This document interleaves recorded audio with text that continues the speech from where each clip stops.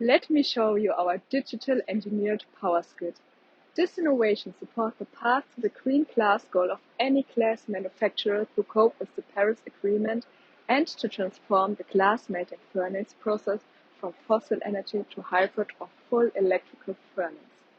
The flexible and scalable DES power skid allow our customer to decrease their OpEx and their CapEx up to ultimately lower their greenhouse gas emission. You can save CapEx easily positioning the DES power skid as close as possible to the melting furnace and consequently converting costly electrical busbar to much more small simple electrical cable.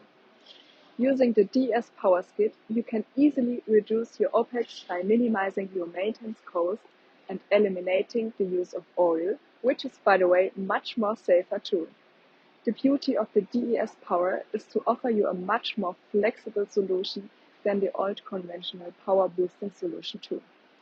In use, you can segregate the control of the electrode by couple instead of 10 to 11 groups.